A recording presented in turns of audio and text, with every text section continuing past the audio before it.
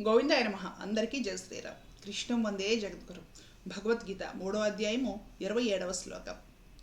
ప్రకృతేః క్రియమాణాని గుణైః కర్మాణి సర్వశః అహంకార విమూఢాత్మా కర్తాహమితి మన్యతే. వాస్తవముగా కర్మలన్నీను అన్ని విధముల ప్రకృతి గుణముల ద్వారానే చేయబడుచుండును. అహంకార విమూఢాత్ముడు అంటే అహంకారముచే మోహితమైన అంతఃకరణము గల అజ్ఞాని ఈ కర్మలకు నేనే కర్తను అని భావించును. నేను నాది అనుకోవడము, నేనుగాంగా సాధించాను, నేనుగాంగా ఏదో గొప్పగా ఉద్ధరించాను, నేనుగాంగా సక్సెస్ అయ్యాను, నేను కాబట్టి ఈ పని చేయగలిగాను. ఇదిగో ఈ మాటలు, ఈ డైలాగులు ఎంత మనుషులు అజ్ఞానాన్ని పెంచుతాయో, అజ్ఞానానికి అహంకారానికి నిదర్శనమో పరమాత్ముడు చెప్తున్నాడు. గోతులో పడిపోతారనమాట ఇలా కానీ మాట్లాడినా, ఇలా భావించినా సరే. అసలు మనము ఒక పని చేయడానికి లేదా ఆలోచనలకు, ఒక సంకల్పానికి, వీటికి మూలం ఏమిటి అంటే ప్రకృతి జనితమైన గుణములు. ఆ గుణముల ద్వారానే, ఆ గుణముల నుండే ఆలోచనలు, భావనలు వచ్చి మనం దాని కార్యాచరణలో పెడుతున్నాం, అంటే కర్మ చేస్తున్నాం అన్నమాట. సాత్విక, రాజసిక, తామసిక గుణాలు ప్రకృతి నుండి జనితమైన గుణాలు మనిషి తాను గ్రహిస్తున్నాడు ఆయా సందర్భాలను అనుసరించి. ఎంత ఏ మోతాదులో గ్రహిస్తున్నావు అనే దానికి కూడా తన పెంపకము, తన భావనలు, తన చుట్టూ ఉండే సమాజము, అలాగే తన సంస్కారము, వీటన్నిటి మీద ఆధారపడి ఉంటుంది. కాస్త సత్వగుణము అధికంగా కనిపించింది అనుకోండి, కాస్త అహంకారం తక్కువగా ఉండేసేసి సమాజహితమైన పనులు చేసే మీదే శ్రద్ధ పెట్టి, ధర్మం మీదే శ్రద్ధ పెట్టి, కాస్త ధార్మికమైన పనులు చేస్తూ, ధార్మిక చింతన కలిగి ఉంటూ, ఎవరికి కాస్త అపకారం చేయకుండా, ఎవరిని దోచుకోకుండా ప్రశాంతంగా తన ధర్మాలు తాను నిర్వర్తిస్తాడు. కారణం ఏంటంటే సాత్విక గుణం ద్వారా పని చేస్తాడు. ఆ సాత్విక గుణం ప్రకృతి నుండి నువ్వు గ్రహిస్తున్నావు. నువ్వు అదే గ్రహించడానికి కారణం ఏంటంటే దానికి రకరకాల కారణాలు. నిన్ను ఆ విధంగా పెంచడం, నీకు ఆ విధమైన సంస్కారాలు ఉండటం, నీ చుట్టూ ఆ విధమైన వాతావరణం సానుకూలంగా ఉండడం, పూర్వజన్మ సుకృతం వలన నీకు ఈ విధమైన భావజాలము, అంటే అలాంటి బుద్ధులు, ఆలోచనలు కలగడం, ఇవి తీసుకునే ఆహారం, నీ మనస్సు, ఇవన్నీ కారణమవుతాయి.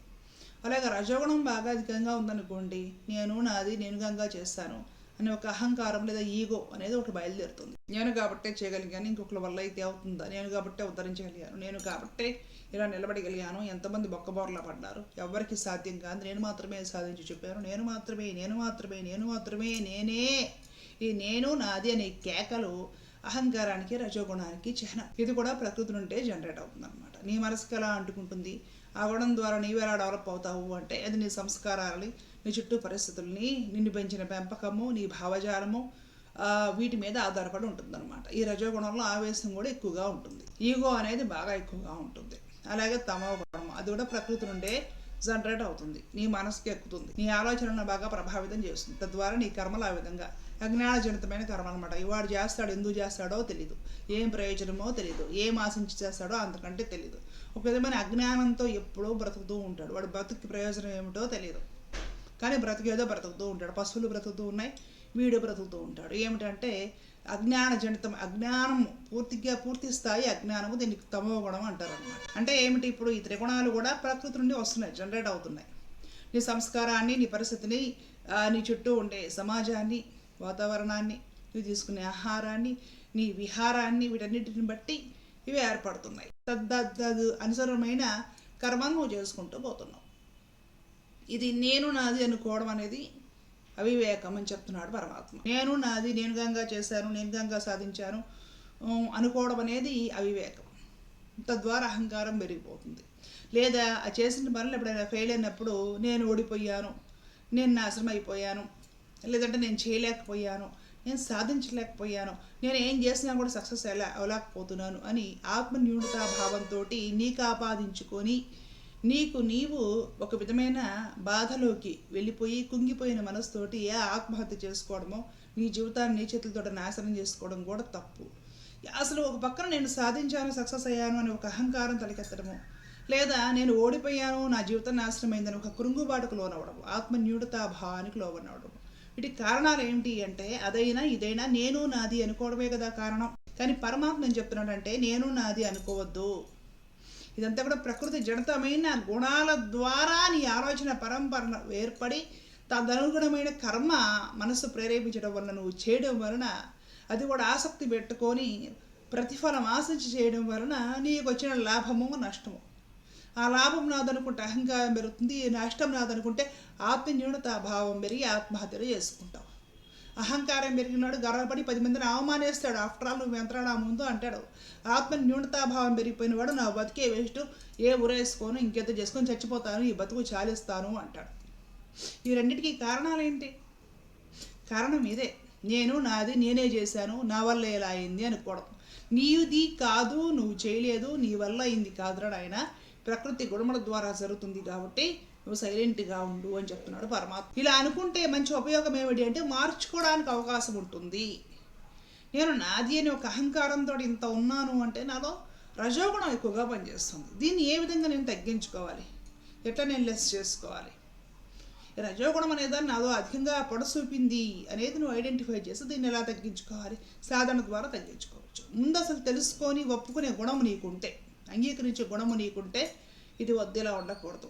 కాస్త సాధన ద్వారా కొంచెం మనము దిగుదాం, కాస్త సత్వగుణంలో ఉందాం, భగవదర్పణం అందాం. నాది కాదు, నేను చేసింది కాదయ్యా, ఇదో ఇంత సంపాదించా, 100 కోట్లు సంపాదించా, భగవద్ అనుగ్రహం వలన ఏదో ఆయన చల్లగా చూడబట్టి చేసిన పనులన్నీ సఫలీకృతమై కదా ఇంత సంపాదించాలంటే ఇదిగో ఇంత స్టేజ్కి రాగలిగారు. అంత భగవంతుడు నాదేముంది.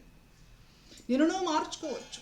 నీలో అహంకారం పొడసోపింది అనే విషయాన్ని నువ్వు గుర్తుపట్టాలి. వచ్చి గుర్తుపెడితే నువ్వు మార్చుకొని మళ్ళీ భూమి మీద నిలబడవచ్చు. అప్పుడు అహంకారం ఎత్తికెక్కకుండా ఉంటుంది, 10 మందిని అవమానించకుండా ఉంటావు, 10 మంది శత్రువుల్ని నువ్వు తయారు చేసుకోకుండా ఉంటావు. ఒకవేళ డౌన్ అయిపోయావు, ఏదో జరిగింది, ఏదో అనుకొని చేసావు, ఏదో అయిపోయింది, నా వల్లే నేనే నాశనం అయిపోయాను, నేనే ఇట్లాంటి ఆలోచించాను, నేనే ఈ పని సరిగ్గా చెల్లుదు, నా వల్ల ఎలా జరిగింది, విధమైన ఆత్మన్యూనతాభావంలోకి వెళ్ళిపోయేసేసి ఆత్మహత్య చేసుకోవడం కూడా పొరపాటు. అప్పుడు కూడా నువ్వు ఆలోచించుకోవాలి, నేను చేసింది కాదు, నా జ్ఞానం వలనో లేదంటే నేను సరిగ్గా తెలుసుకోకపోవడం వలన, ఒక విధమైన తమో గుణం వలన ఈ విధంగా జరిగింది. నిదానంగా కాస్త తెలివి కలిగి ప్రవర్తిద్దాం. ఈసారి కాస్త జాగ్రత్తగా ఉందాం, వివేకంతో ఉందాం, ఇంకాస్త మెరుగ్గా పనిచేద్దాం. ఎక్కడ తప్పులు జరిగాయో ఈసారి తెలుసుకొని దిద్దుకొని తప్పులు జరగకుండా పనిచేసుకుంటూ పోదాం. ఒక అవకాశం ఇద్దాం, జీవితానికి ఇంకొక అవకాశం ఇద్దాం. జీవితం పాడు చేసుకోవడం ఎందుకు? భగవంతుడు ఉన్నాడు కదా.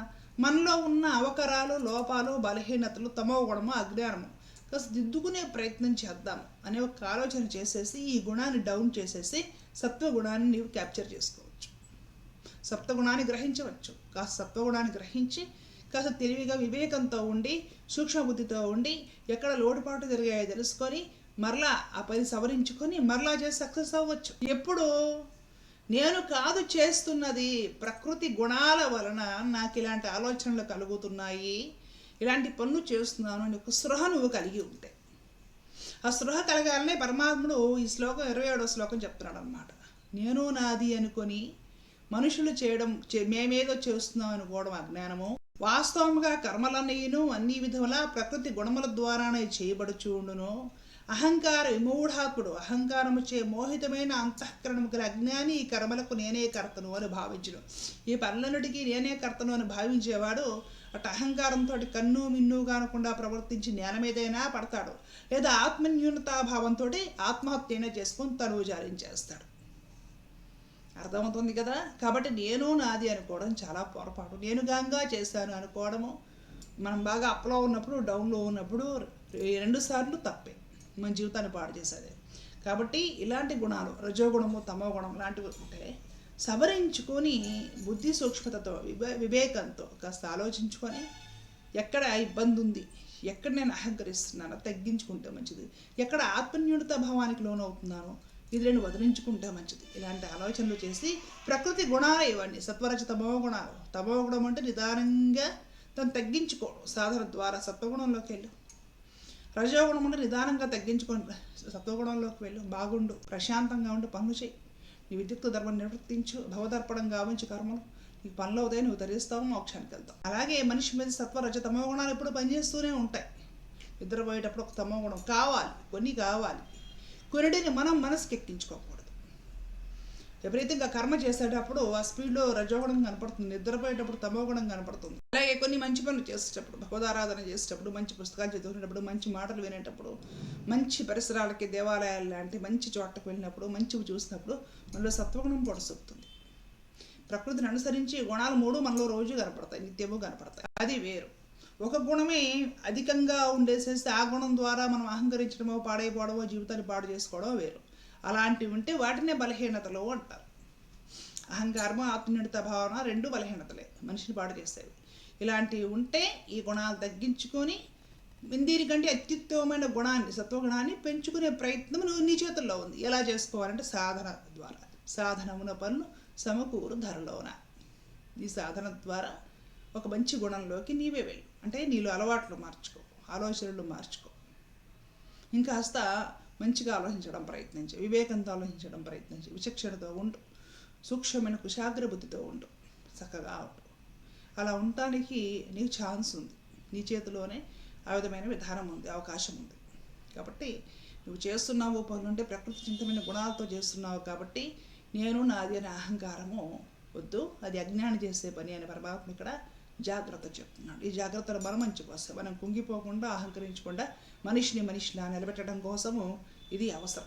కాబట్టి ఈ శ్లోకం నుండి మనం నేర్చుకుంటే మనుషులుగా నిలబడగలుగుతాం. ధర్మో రక్షిత రక్షిత. జై శ్రీమన్నారాయణ కృష్ణ.